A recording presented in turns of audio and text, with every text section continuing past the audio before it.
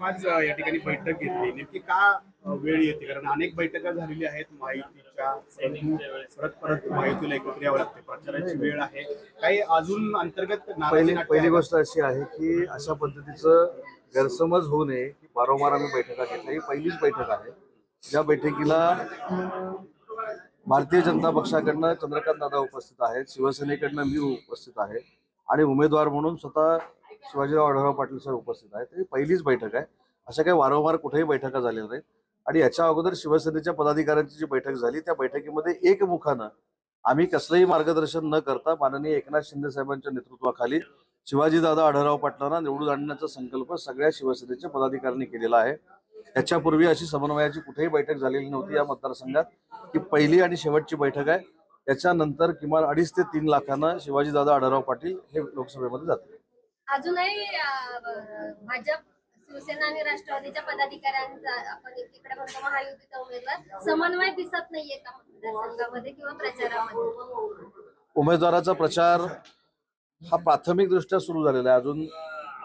40 दिवस प्रचार करायचे आहेत आजच्या बैठकीनंतर सगळे जोमानं काम करतील माझ्यासोबत आमचे विभागीय नेते संजय माशिलकर साहेब देखील आलेले आहेत विकासजी रेपाळे आमचे संपर्क प्रमुख आहेत ते देखील आमच्या सोबत आहेत कुठेही असं मतमतांतर नाही आहे की आम्ही प्रचार करणार नाही उलट सगळ्यांनी एकमुखानं ठरवलंय की 5 वर्षामध्ये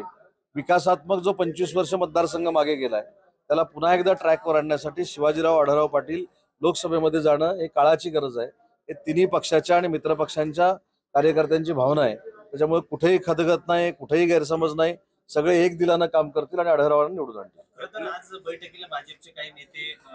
गैरहजर पाहायला मिळाले मला आता आश्चर्य वाटतं की चंद्रकांत दादांसारखा भाजपचा स्थानिक नेते आता पूर्ण होते आज भाजपचे सगळे पदाधिकारी उपस्थित आहेत जे उपस्थित नसतील त्यांचे काही अडचणी असतील परंतु चंद्रकांत दादांसारखा नेता भाजपचा ह्या बैठकीला उपस्थित आहे त्याच्यामुळे सगळ्यांना संकेत स्पष्ट आहे की भाजप देखील फार मोठ्या ताकदीने या प्रचारामध्ये उतरलेला आहे आणि भाजप राष्ट्रवादी काँग्रेस पार्टी शिवसेना आणि आमचे मित्रपक्ष असं मिळून आढळराव पाटीलच खासदार होणार आहे ते निश्चित आहे रत्नागिरी आणि सिंधुदुर्गमध्ये अजून आपण या ठिकाणी आग्रही आहात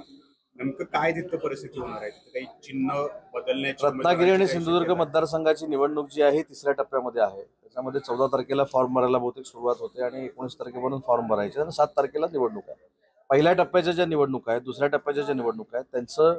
तिकीट फायनलायझेशन आज किंवा उद्यापर्यंत होईल आणि पुढच्या 2-3 दिवसामध्ये रत्नागिरी सिंधुदुर्ग देखील क्लिअर होईल शिवसेनेनं त्या ठिकाणी दावा केलेला आहे कारण माझा मतदारसंघ त्याच्यामध्ये येतो चिपळूण मतदारसंघ येतो संगमेश्वर मतदारसंघ येतो त्याच्यामुळं पूर्वीचे जे खासदार आहेत ते दुर्दैवानं आमच्यासोबत आले नाहीत तिथे शिवसेनेच्या धनुष्यबाणावर आम्ही निवडणूक लढवलेली होती त्याच्यामुळे ती जागा आम्हाला मिळावी हा आमचा आग्रह आहे शेवटच्या क्षणी जसं या मतदारसंघात उमेदवार अदलाबदल केली तशी अदलाबदल होऊ शकते का कुठे मला असं वाटतं भाकीत कशाला करूया जर 2-3 दिवसामध्ये निर्णयच होणार आहे तर जर तरवर सांगण्यापेक्षा जो काय निर्णय होईल तो पक्का निर्णय भाजपने जो दावा ज्या पद्धतीने दावा केला आहे तुम्ही आग्रही आहात ते शेवटी प्रत्येक पक्षाला स्वतःच्या पक्षासाठी दावा करण्याचा अधिकार आहे योग्य वेळी योग्य निर्णय नक्की मुख्यमंत्री महोदय आणि देवेंद्रजी घेतील आणि रत्नागिरी सिंधुदुर्ग जागा देखील शिवसेनेनं दावा केलेला आहे आणि ती जर आम्हाला मिळाली तर आम्ही 2.5 ते 3 लाखांना निवडून आणू नाशिकची जागा आपण आता सोडणार आहोत की त्याच्यावरती थांबत असतो तर या संदर्भात मी तुम्हाला ते सांगितलं की 3-4 जागा ज्या आहेत दुसऱ्या टप्प्यामधल्या त्याच्यावर 2 दिवसामध्ये निर्णय होतील आणि 3ऱ्या टप्प्याच्या ज्या जागा आहेत त्याच्यामध्ये पुढच्या 2 दिवसामध्ये